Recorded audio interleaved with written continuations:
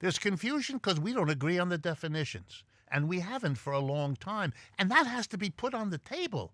Otherwise, we don't know what it is we're in favor of or opposed to, and a lot of the conversation is confused in that way. So here we go. Very simple.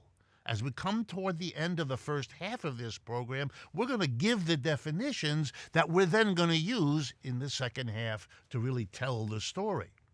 So the first definition is this. Capitalism is when enterprises are privately owned and operated. They're owned by individuals or groups of individuals who set them up, own them, and run them. Socialism, by contrast, in this definition, is when the government does that. It's not private groups of people, it's not private individuals, it's officials of the government who own, who operate, who run the enterprise, or at least control it. Okay, that's one definition. Here's a second one.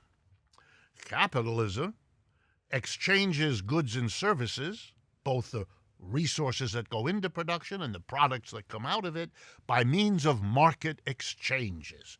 Capitalism is the free market, where buyers and sellers confront each other and negotiate the terms of exchanging whatever any of them has to sell or has produced.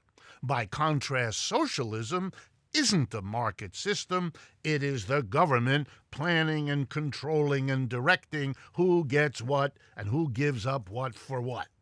In other words, market versus planning, it's often called. Those are definitions. Here's another one.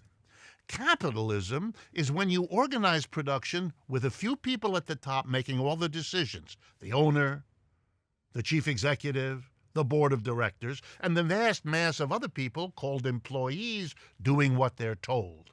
Whereas socialism, the workers who do the work are themselves their own bosses. Oh, that's a very different definition. We're going to have to look at them because these different definitions are all cropping up without being dealt with as they really are. Is it reasonable to think that capitalism is private enterprise and government taking over the enterprise is socialism?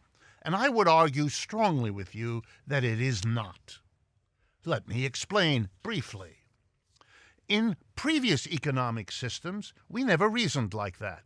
If we saw in a slave economic system, whether it was in the pre-Civil War American South or any of the many other places in the world where slavery has existed often for centuries, if we see there, as we do, that there were sometimes private individuals who owned and worked slaves, whereas sometimes there were state groups, state entities who owned and operated slaves. Did we say that one was slavery and the other one was not?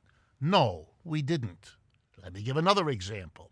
In feudalism, where the division is between the lord who operates the land and the serf who works on it, were there governments that had serfs alongside of private individuals who had serfs? Yes. Did we say that therefore serfdom or feudalism, the name we gave that system, was somehow not there? No, we didn't. And I would argue the same logic applies to the capitalism versus socialism debate. The fact that states, either alongside or instead of private groups, hire and employ workers doesn't end capitalism. It is a strange argument that says because this relationship between employer and employee operates outside the state and inside the state, therefore one is capitalism and one is the opposite. Makes no sense. Isn't a reasonable way to go. So then, how about the other one? Market versus planning. Well, the same problem. Did slaves and feudal societies only deal with markets? No. Did they exclude markets? No. Slavery is famous for what? The market in human beings. They bought and sell people, they bought and sell land, etc., etc.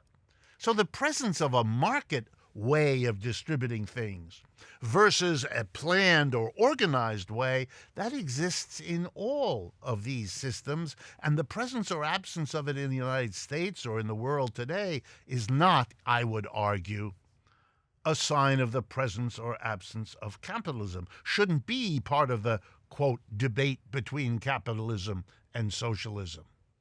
Well, then what ought it to be?